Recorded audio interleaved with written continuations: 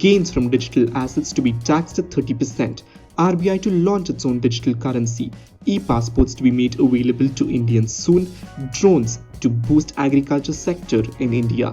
What did the union budget tell about the gaming industry? Let's find out on this week's episode of Techila Shots. On this week's episode of Techila Shots, we're taking a break from regular programming and focusing on the big development of the week for India, the Union Budget of 2022 that was announced on the floor of the Parliament on February 1 by the Finance Minister Nirmala Sitharaman. On this episode of Techila Shots, we decode the Indian budget with the technological lens and understand its implications on the digital world. So without wasting much time, let's get straight to it. You are listening to Techila Shots. I am Jeevan. The first story that we look at is what everyone is talking about, the 30% tax that has been levied on gains from digital assets. Finance Minister Nirmala Sitharaman on the floor of the House announced today that the country will be taxing all digital assets at a rate of 30%. No deductions or exemptions apply. This includes everything from cryptocurrencies to non-fungible tokens, to assets in metaverse, to decentralized finance, to other ways that people earn from digital assets like yielding, farming and mining.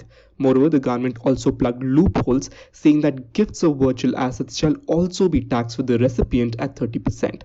And tax deducted at source will be imposed on payments for the transfer of crypto assets at a rate of 1% for transactions over a certain threshold.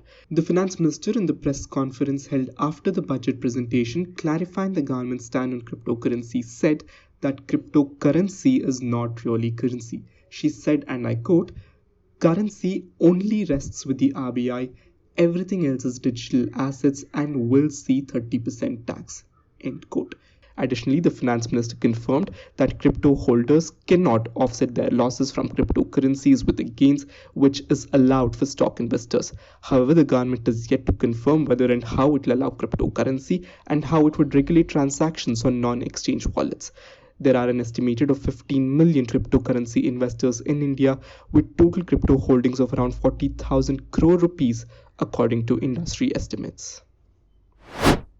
The finance minister announced the launch of Digital Rupee, which is a central bank digital currency or a CBDC by the Reserve Bank of India that will be backed by blockchain technology and will come into effect 2022-23 onwards. She said that Digital Rupee would further enhance India's status as a digital economy given its world-class digital payment system and lead to a more efficient and cheaper currency management system.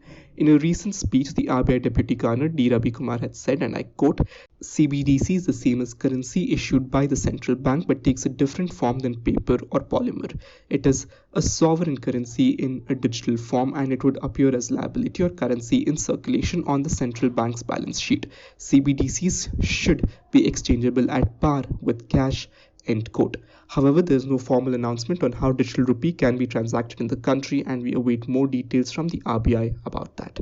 Remember that the RBI on several occasions had flagged concerns of money laundering, terror financing and tax evasion with private cryptocurrencies. One should note that CBDC is a digital or virtual currency, but it is not comparable to the private virtual currencies or cryptocurrency. Private virtual currencies do not represent any person's liability as there is no issuer.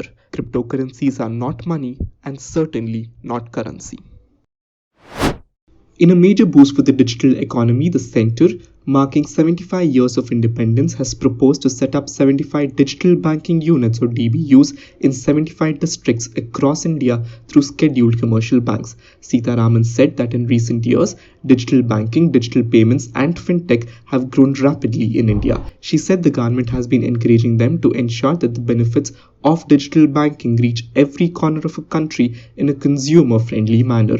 The finance minister also announced that in the upcoming years, all 1.5 lakh post offices will be connected to the core banking system, enabling financial inclusion and access to accounts through net banking, mobile banking and ATMs. It will also allow online transfer of funds between post office accounts and bank accounts. The finance minister in the budget speech announced that e-passports with embedded chips would be rolled out in India in 2022-23. Sanjay Bhattacharya, secretary in the Ministry of External Affairs, took to Twitter to announce that India would soon get e-passports with secure biometric data. He announced that e-passports would be in accordance with standards of the International Civil Aviation Organization. The e-passports will serve the same purpose as traditional passports, but will come with embedded chips and futuristic technology. The e-passport would turn out to be extremely useful for travelers, as it would eliminate the need to stand in long queues in front of the immigration counter. The e-passport can be scanned in minutes as opposed to the physical verification at the immigration counter. The chip will be placed on the back of the passport and will come with 64 kilobytes of storage space and an embedded rectangular antenna. The chip will contain data from up to 30 international trips initially. However, in the later stage, the chip is also expected to store the picture of the passport holder along with biometric data such as fingerprints. The concept of an e-passport has already been introduced in over 120 countries, including the US, UK, and Germany. Presenting the Union Budget 2022, Finance Minister Nirmala Sitharaman announced the formation of a digital university to provide access to world-class education to Indian students. The budget this year also focused on digital learning, citing the prolonged closure of schools impacting students' academic performance. The minister also announced that the digital university will impart lessons in all regional languages, creating a network of hub and spoke. The university will work with the other central universities in the country to provide the required digital infrastructure and training. The new e-learning content delivery platforms will be launched via the internet, TV, and smartphones to help students in rural and semi-urban areas. The minister laid focus on one class, one TV channel while announcing the scheme. The Union Budget has paved the way for using drones in various sectors, including agriculture. Finance Minister Nirmala Sitharaman said that the use of Kisan drones will be promoted for crop assessment, digitization of land records, and spraying of insecticides. Through the Drone Shakti project, the government will encourage startups to come up with varied applications for drones, including drones as a service.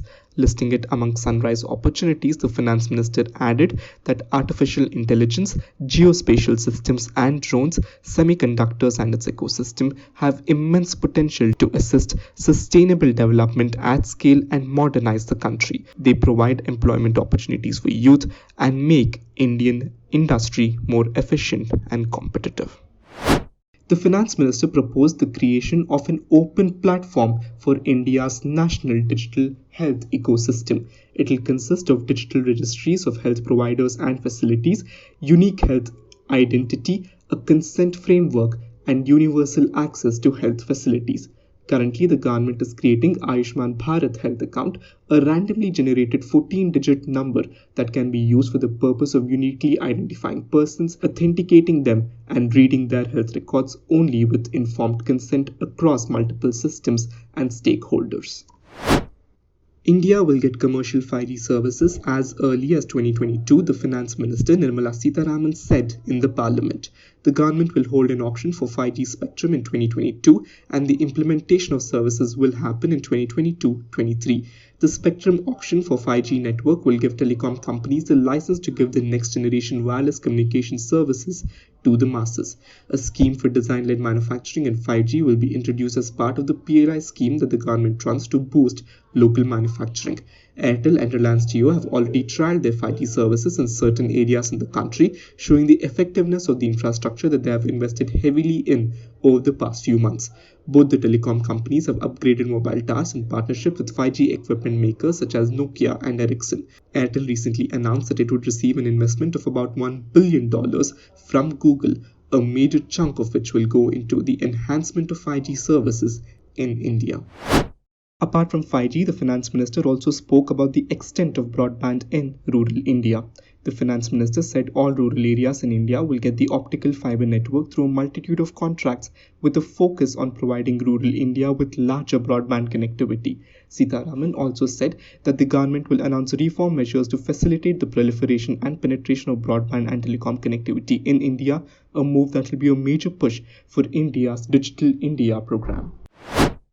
Data centers and energy storage centers, including dense charging infrastructure and grid-scale battery systems, will be included in the harmonized list of infrastructure according to the Union Budget presented in the Parliament. This will facilitate credit availability for digital infrastructure and clean energy storage. The policy tweak comes as a big boost to India's efforts to keep its data within its border as well as stoke a massive boom in online payments, e-commerce, and quantum computing. As a part of the union budget announcement, a lot of emphasis was laid on the gaming and animation industry. In the speech, Sitharaman said, and I quote, "Animation, visual effects, gaming and comics AVGC task force will be set up to build domestic capacity to serve our markets and global demand." And with that, we come to a close of this episode of Techila Shots. Do let me know what you thought about this episode. I'll see you next week. Thank you for listening. Goodbye. And don't forget to have your smarty pants on.